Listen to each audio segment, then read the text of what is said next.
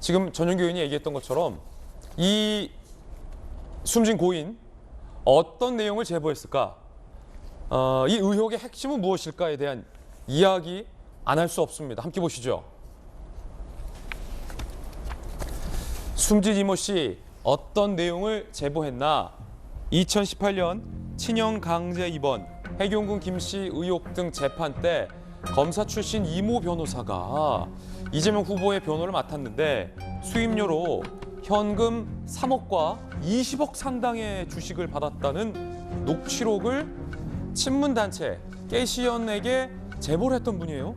즉 이재명 후보는 지금까지 변호사비로 2억 조금 넘게밖에 안 썼다라는 주장이었는데 이 이모 씨는 현금 3억과 20억 상당의 주식이 이재명 후보 변호사에게 건네졌다. 그리고 그게 대납의 형태로 전달될 가능성이 있다라는 주장을 그리고 녹취록을 친문단체 깨시연 측에게 제보한 분입니다. 그 깨시연이 검찰에게 이재명 후보를 허위사실 유포 혐의로 고발을 한 그런 상황입니다. 자, 의혹 사실일까요? 사실이 아닐까요? 이재명 후보는 변호사비로 2억 조금 넘게 썼다라는 것이 기존의 입장이었는데 숨진 고인의 주장은 그게 아니라 3억 플러스 20억 상당의 주식이 대납됐다라고 주장을 한 바 있습니다. 이재명 후보는 줄곧 이에 대해서 부인을 해왔는데 지금까지 이재명 후보의 입장, 부인 내용 한번 살펴보시고 이야기 이어가겠습니다. 대납이 사실이면 뇌물죄에 해당합니다. 저는 변호사비를 농협하고 삼성증권 계좌로 다 송금했고 그 금액은 2억 5천만 원이 조금 넘습니다. 변호사비를 뭐 얼마를 누구한테 대납을 시켰다 이런 얘기는 이건 지나치신 거 아닌가 조금 네, 자제해 주시길 부탁드립니다. 기자님 마지막으로 대납 관련해서 녹취록이 공개됐는데 팩트 확인을 좀 하고 언급하거나 하면 좋겠어요. 그 당사자도 아니고 제3자들이 자기들끼리 녹음한 게 그게 녹음의 가치가 있습니까? 제가 정말로 변호사비를 불복으로 받으면 제가 구속하세요. 이재명 후보는 변호사비로 2억 5천만 원 조금 넘게 썼다라는 주장이었습니다. 일단은 그 녹취록, 공개된 녹취록 저희들도 오늘 다 살펴보고 왔습니다.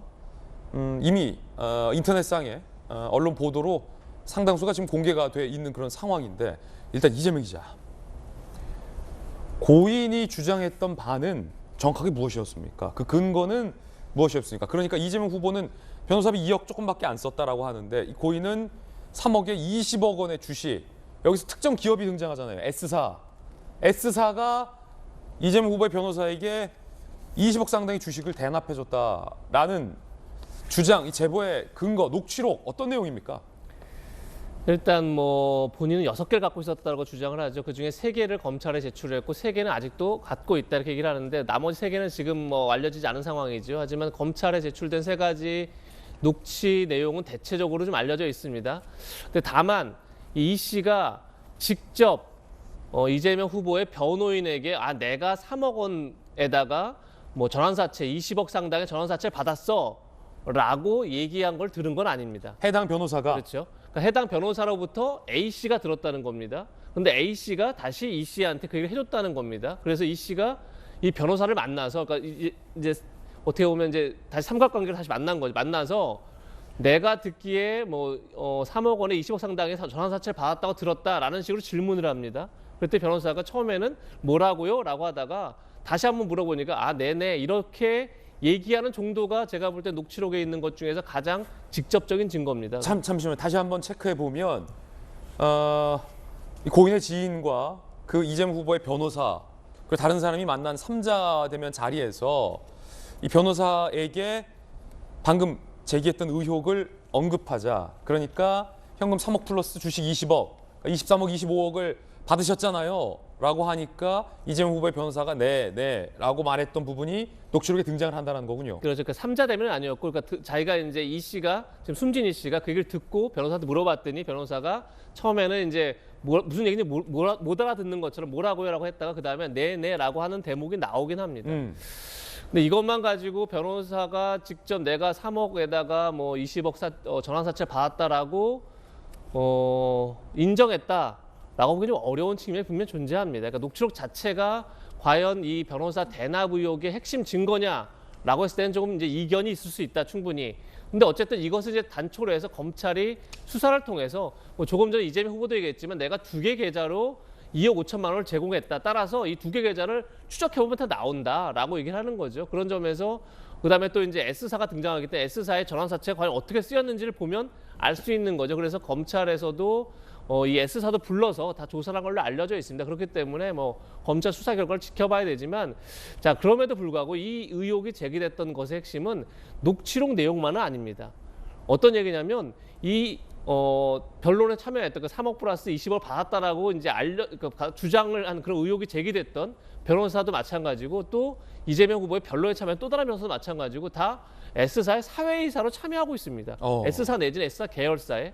근데 그것뿐만이 아닙니다. 이재명 후보가 2018년 경기도지사에 나갈 때 선대 본부장을 맡았던 이화영 전 부지사도 S사나 S사 관계사의 사회이사를 맡았습니다. 그리고 이재명 후보가 지사 시절에 정책 수석을 맡았던 분도 S사의 사회이사를 맡고 있습니다. 그러니까 너무 이 S사와의 관련성이 광범위하다 보니까 과연 이재명 후보와 이 S사는 무슨 관계지? 제가 그거 라는 물어보려고 했어요. 이재명 후보와 그 기업 S사, 정확히 말하면 SS사인가요? 관련이 있습니까? 무슨 관계입니까? 그걸 정확히 알 수 없는 거죠. 그런 상황에서 이재명 후보의 측근들이라고 할 수 있거나 이재명 후보의 변론에 참여했던 사람들이 너무 S사로부터 뭐 사회이사를 맡았다가 어쨌든 혜택을 받은 거 아니겠습니까? 혜택을 많이 받다 보니까 과연 이게 뭐지라는 이제 그것이 같이 변호사 대납 의혹과 맞물려 있다. 그리고 또 하나가 이재명 후보는 변론 비용으로 이제 본인의 사기를 당연히 제출해야 되는 거죠. 본인 사건이니까. 그런데 이 변론에 참여했던 변호사들이 경기도에 고문 변호사를 맡았던 변호사들이 꽤 있습니다. 지금 4명인가로 알려져 있는데 그럼 이 4명에게 경기도 고문 변호사를 맡겨서 고문료를 지급하고 그다음에 사건 수임료를 줬다면 이건 과연 대납이 아닌가. 경기도에 세금을 준 거기 때문에 그러니까 이런 의혹까지를 같이 해명해야만 이 변호사 대납 의혹이 깔끔하게 해소된다. 이런 말씀 드리고 싶습니다. 예, 이 의혹의 진위 여부가 중요한 이유는 숨진 고인의 사인과도 연관이 있을 수 있기 때문입니다.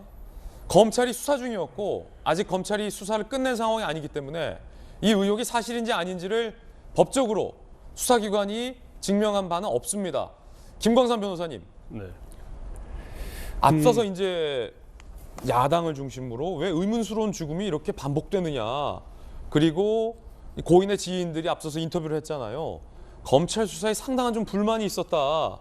검찰로부터 민주당으로부터 압박을 받아왔다라는 얘기들도 나오고 있었던 터에 이런 질문 드리는 건데 이 의혹 지금 검찰이 수사 중인 거죠? 아직 종결 안 한 거죠? 네, 아직 수사 중이에요. 그런데 이 의혹 자체가 사실일 수도 있고 아닐 수도 있다고 봐요. 그렇죠. 그런데 이제 녹취록을 전체로 보면 이 녹취록만 가지고 23억 변호사비를 받았다 이렇게 이제 확정하기에는 굉장히 좀 부족한 측면이 있어요. 그러면 결국 이제 검찰의 수사가 진행이 돼야 하는데 또 한편으로 보면 아니 어떻게 3억과 20억이 구체적으로 나올까?